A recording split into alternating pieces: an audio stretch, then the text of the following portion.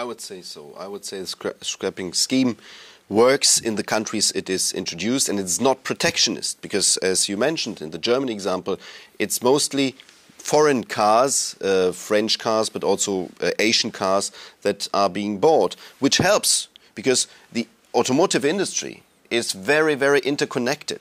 Yeah, even Asian cars, of course, are built in Europe. I mean, big plants in the UK. And the suppliers, the supply chain is very, very interconnected. So if you rescue, for instance, Opel, it helps also a lot of suppliers who then, if they don't go bankrupt, help other German suppliers, German car producers to survive. Because if a supplier goes bankrupt, another car producer might have a problem as well. So it's very interconnected, and that's why it's maybe not systemic as with the banks, but it's strategically very, very important. That's why we politicians are alerted.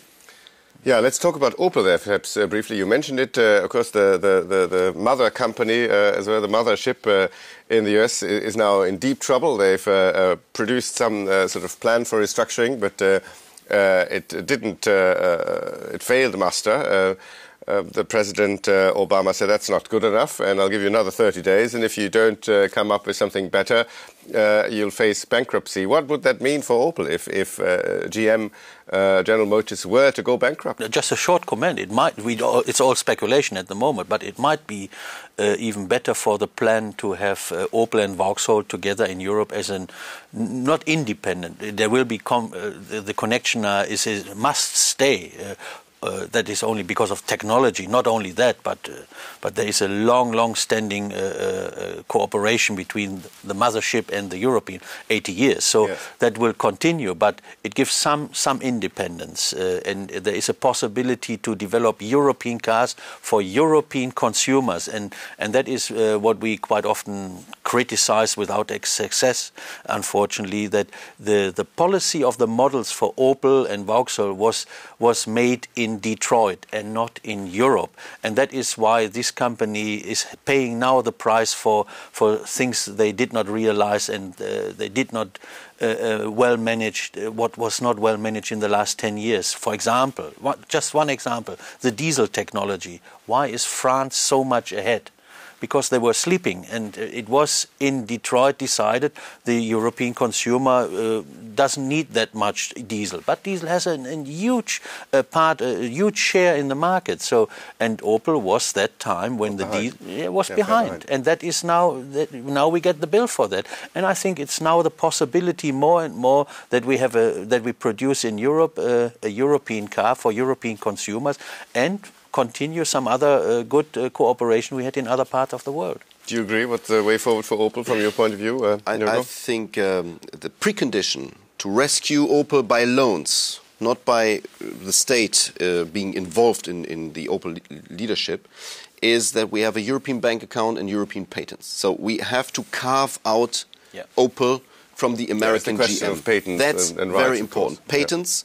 Let's get back our patents, because is that possible? Do you think that's possible? It is possible. Oh, yeah. It costs money, and you need state help to buy back these patents. But what we also need is a European bank or a German bank account, and we need a private investor. This is the third precondition, because otherwise the state would be very, very much involved, and then you could ask, why don't you get involved in this company and that company? So private investor like Daimler, and Daimler under the umbrella of Daimler brands could have a German Adam Opel again, you know, the old brand of Adam Opel, for small cars, volume cars, electrified cars. And I think that would make sense. And Germany as a government, the European Union as the European entity, could help by loans, not by being involved. Would you agree? Yeah, loans? I think that is the way to do it, and we have to get the lawyers do the work. That we have really a firewall, that European money stays in Europe. That must be very clear. But then I think that is a concept that can work. One problem we still face from the social point of view: there is a huge overcapacity not only Opel, That's Vauxhall. the old structural problem. That is the old structural problems, and we have to address that problem. That will not go away with wreckage premiums and so on.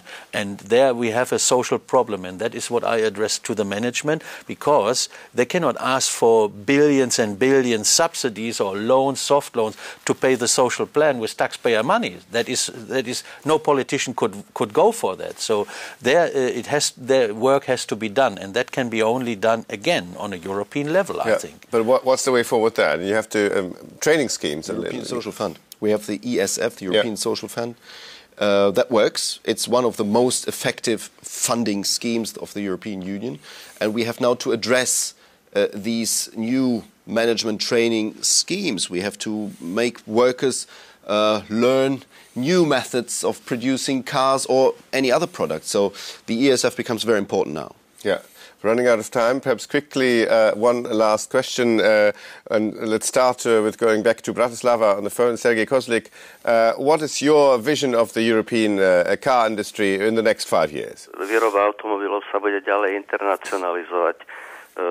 To je typický príklad, je tá kooperácia medzi Nemeckom alebo Volkswagenom a Slovenskom, alebo medzi Peugeotom a Slovenskom, alebo Kijou a Slovenskom, kde sa využívajú určité výhody v nových členských krajinách, kde sú nižšie mzdy, pomerne vysoká kvalifikácia pracovnej sily, a teda kombinujú sa tieto spoločné výroby medzi vyspelými a menej vyspelými krajinami. Where are you going to see the industry in 5 years' time? The most modern plants are indeed in the new member states, that's for sure. I would say in one sentence, it's a transition period. We have to cut down overcapacities, and we, in the end, will come up with a healthy car industry, a little bit smaller, but very, very much oriented to new technology. You're optimistic, Peter Scherrer? Yes, that is clear that we have in the new member states the most modern plants, so the products are produced in the most effective way. But still, the centers where the technology is elaborated, that is still in the western part of the European Union. So I think we have to have a good interconnection and a better planning, and we will only survive when we make the better products for the world market, and then the European automobile industry has a future. Very good. I'm afraid that's all we have time for today. Thanks to my guests, Yorgo Chatzimarkakis, Sergej Kozlik and Peter Scherrer, and thank you for watching. I hope you can join us next time. Until then, goodbye from Brussels.